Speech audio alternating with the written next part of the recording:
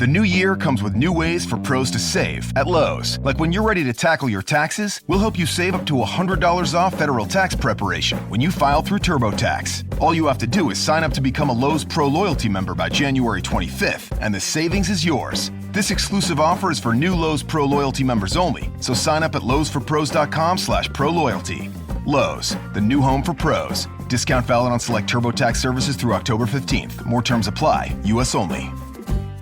Round 2 odds, we will have a preview of Game 1 of the NBA Finals between Philadelphia and Boston, and previews of each Round 2 series.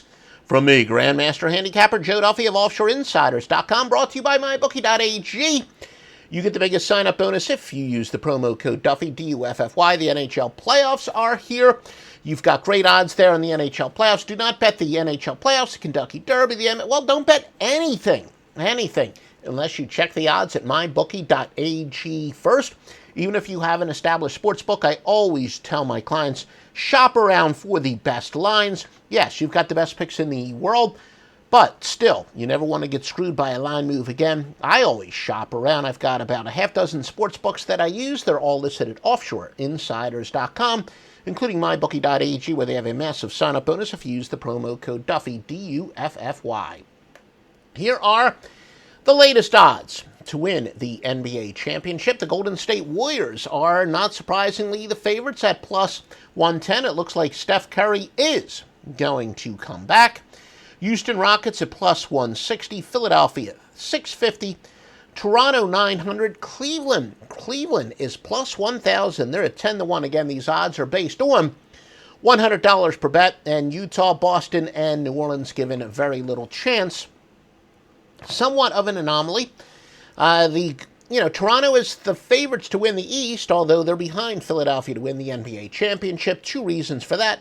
It's based on the amount of money that came in, but can the Sixers, are they a team more equipped to win on the road? Toronto actually finished with a better record than Golden State, but if they wind up playing Houston, it doesn't matter. Toronto, like the Sixers, would wind up playing on the road. I also think there's kind of a little bit of thought that the 76ers, more than any team in the NBA, in fact, in recent memory, each series they win, the more dangerous they become. They're, of course, a very young team with Embiid and Simmons, but every single time they win, the scarier they become. So Philadelphia going into the NBA Finals, even if right now you say Toronto is kind of the better team, at least the more proven team, no, I think if the 76ers manage to get to the NBA Finals, they all of a sudden would become more proven than Toronto would be, because the Sixers' upside is indisputable. Over in the East, over in the West, pretty much as expected, Golden State the favorites over Houston.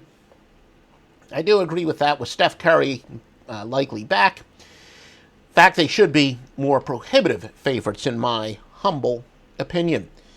We're going to take a look at each of the second round matchups. There you are, the series odds. Let's start out with Philadelphia at Boston. Philadelphia, despite being the road team, having only 3 home games, they are a prohibitive 450 favorite. The latest Celtics injury, though, Jaylen Brown. Yeah, add Jaylen Brown to the long line of Celtics injury. Started out with Hayward at the beginning of the year. Then, of course, get their key point guard they got from Cleveland.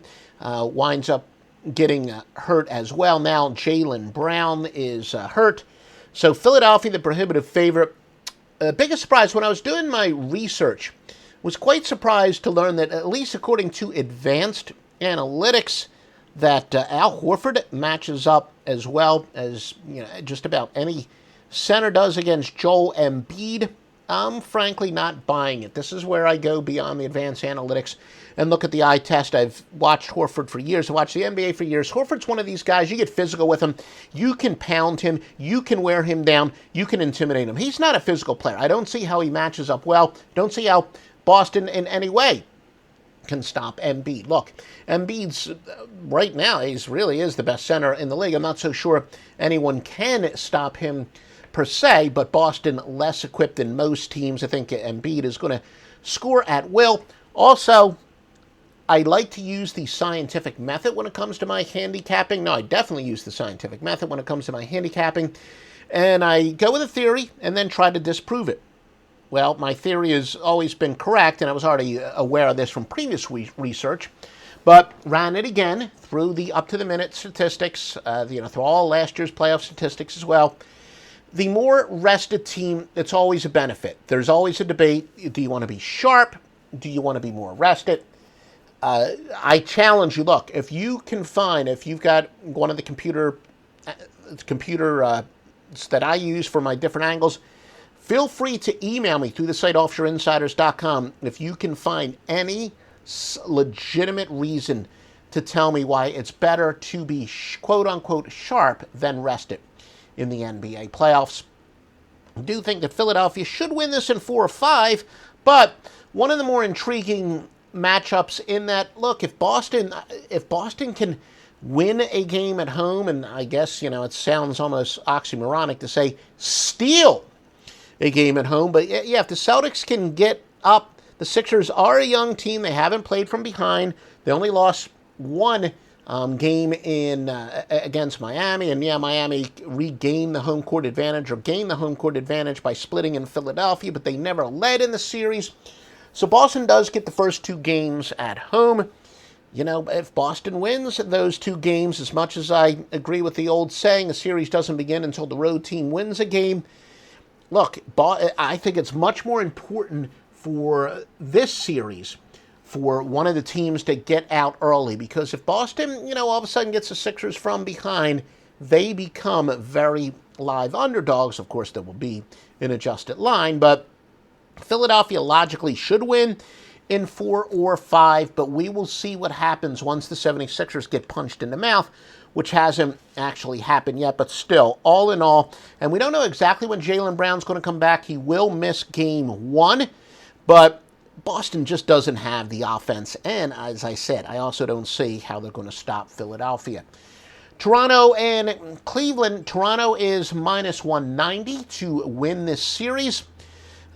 This is one of those where I made the parallel. I think it's very similar to the Pittsburgh Penguins-Washington Capitals series in the NHL, where you could make an argument that the Capitals should be the favorite on paper, but the Capitals have a long history of losing in the NHL playoffs. The Penguins have a long history of winning.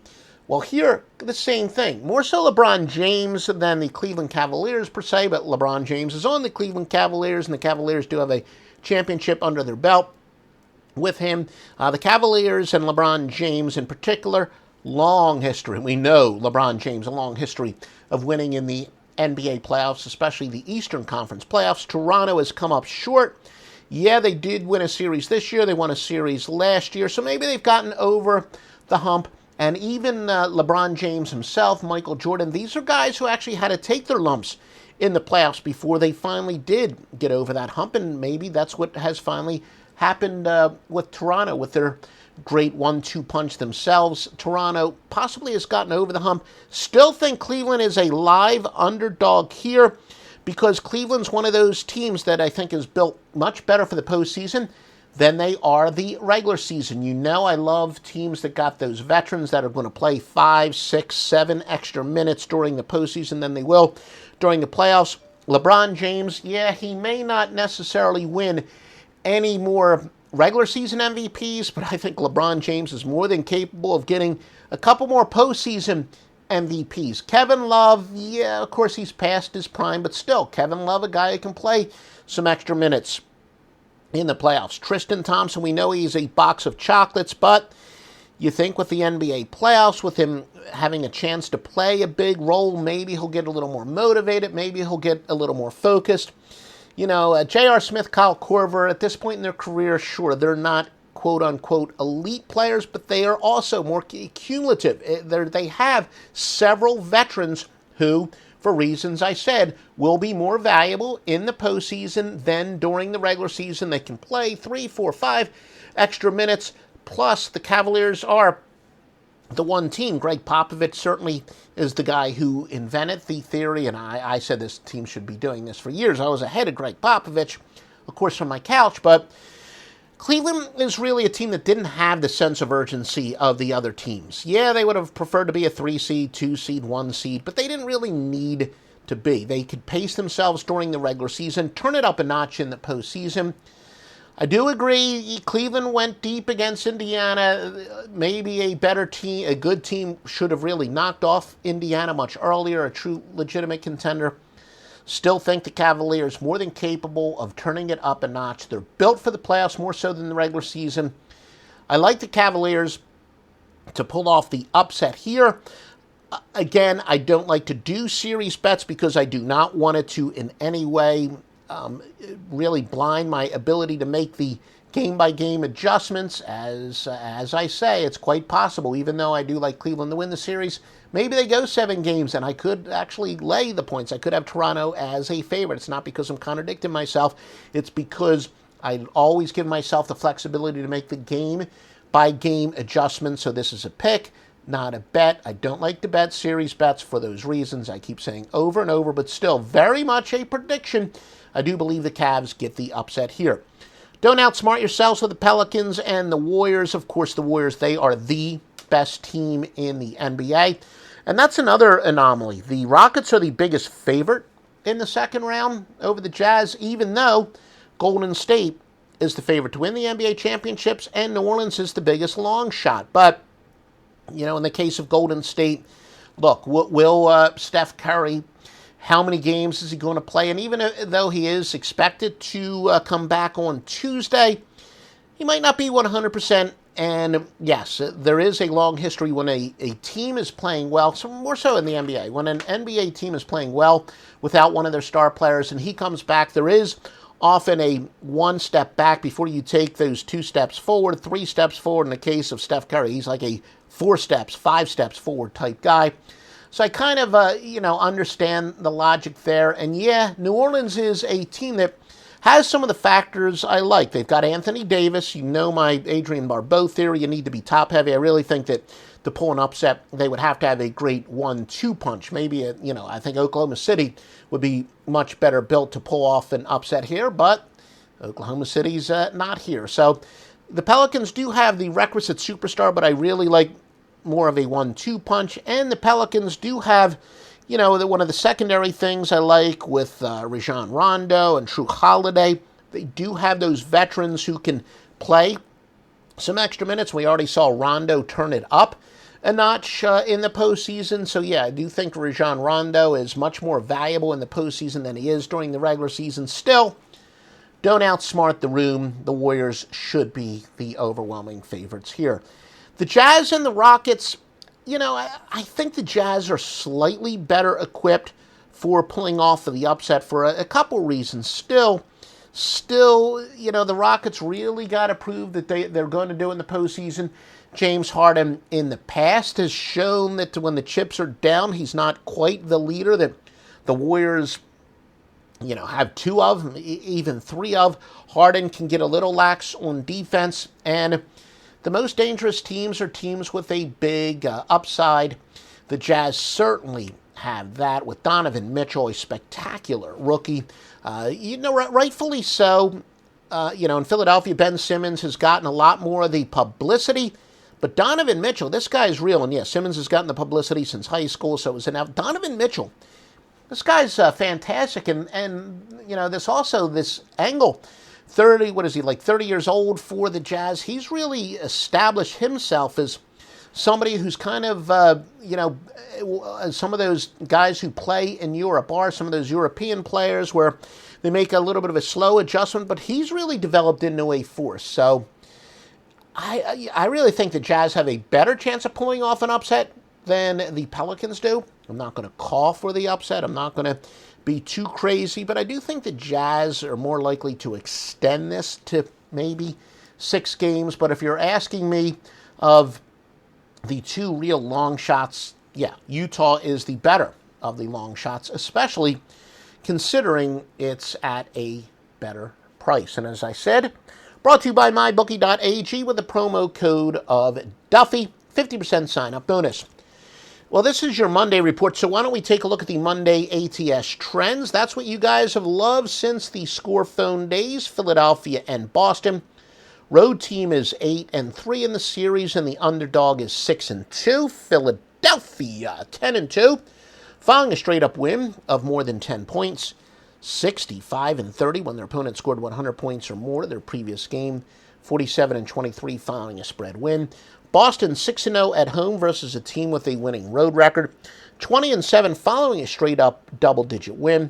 47-22 after scoring 100 points or more their previous game, and 45-22 when their opponent scored 100 points or more in their previous contest. Some of the over-under trends: Boston has gone over 8-1 following a double-digit victory.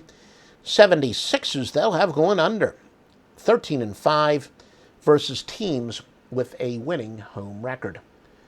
And Joe Duffy's picks: 57-18 in basketball, 403 and 309 with 48-plus juice winners since August the 27th. NBA Wise Guy, NHL Wise Guy at OffshoreInsiders.com, the industry standard. Free pick: go against good teams off of a win, 216.45 units. Again, we tell all sides of the story. This is not a premium play for tonight because the last 2 years it's kind of leveled off. Still, when you're that many games on the plus side, we've seen systems more than bounce back. Good enough to be a free pick: Kansas City and Hamill plus the 220 against Boston and Rodriguez.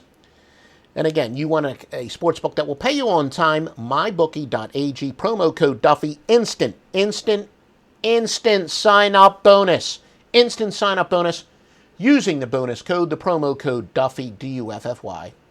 Want to keep little hands busy at home? The Home Depot has free Kids Workshop kits with everything you need to get started. Pick up a new one in store starting the first Saturday of every month. Then head to homedepot.com/kids for a project guide that's easy to follow along with, plus loads of other kid-friendly content. Kids can't wait to get their hands on them. Find out more at homedepot.com/kids. Free Kids Workshop kits, only from the Home Depot. How doers get more done. While supplies last, U.S. only.